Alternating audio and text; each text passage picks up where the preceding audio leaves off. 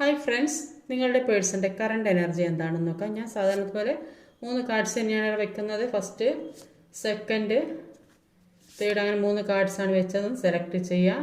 നിങ്ങളുടെ പേഴ്സൻ്റെ current energy എന്താണെന്ന് നോക്കാം. ഫസ്റ്റ്, സെക്കൻഡ്, തേർഡ്, അങ്ങനെ 3 കാർഡ്സാണ് വെച്ചത്. നിങ്ങളുടെ പേഴ്സൻ്റെ കറണ്ട് എനർജി എന്താണെന്ന് നോക്കാം. അപ്പം ഫസ്റ്റ് സെലക്ട് ചെയ്തിട്ടുണ്ടാവുമെന്ന് വിചാരിക്കുന്നു. ഫസ്റ്റ് കാർഡ് സെലക്ട് ചെയ്ത് എന്താണെന്ന് നോക്കാം.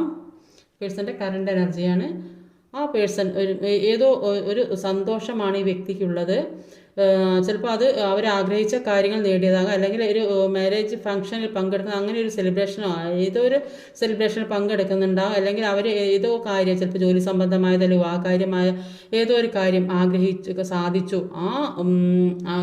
അതിൻ്റെ ഒരു സന്തോഷത്തിലാണ് നിൽക്കുന്നത് എന്നാണ് കാണുന്നത്. അതാണ് ഈ വ്യക്തിയുടെ കറണ്ട് എനർജി. ഡെസ്റ്റിനിയിൽ എത്തുന്ന ഒരവസ്ഥ, അത് ഏത് സാഹചര്യം ഇഷ്ടപ്പെടുന്ന ഒരു കാര്യമാണ് എന്നാണ് ഇവിടെ കാണാൻ സാധിക്കുന്നത്. സെക്കൻഡ് കാർഡ് ഈ വ്യക്തി ഇതുവരെ പല കാര്യങ്ങളിലും ഒരു തീരുമാനം എടുക്കാൻ പറ്റാതിരുന്നെങ്കിൽ, പല കാര്യങ്ങളിലും അലസത കാണിച്ചിരുന്നെങ്കിൽ, ഇപ്പോൾ എല്ലാത്തിൽ നിന്നും മാറി ഒരു മുന്നോട്ടേക്ക് പോകണം, എല്ലാ രീതിയിലും ഒരു അതിശക്തമായി തന്നെ മുന്നോട്ട് പോകണം, പല പഴയ കാര്യങ്ങളും ഉപേക്ഷിച്ച് പുതിയ ജീവിതത്തിലേക്ക് കടക്കണം എന്ന് ആഗ്രഹിക്കുന്ന വ്യക്തിയാണ്. ഇതുവരെ മറ്റുള്ളവരെ വാക്ക് കേട്ട് നടന്ന വ്യക്തിയായിരിക്കും.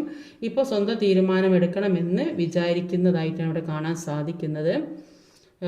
തേർഡ് കാർഡ് ഈ വ്യക്തി ചിന്തിക്കുന്നത് നിങ്ങളുമൊത്തുള്ള ഒരു സന്തോഷകരമായൊരു ജീവിതം വേണം, ഒരു ഫാമിലി ആയിട്ട് ജീവിക്കണം എന്ന് ആഗ്രഹിക്കുന്നുണ്ട്. നിങ്ങളുടെ കൂടെ അത്രയും നിങ്ങൾ ഏറ്റവും ഇഷ്ടപ്പെടുന്ന ഒരു വ്യക്തിയാണ്.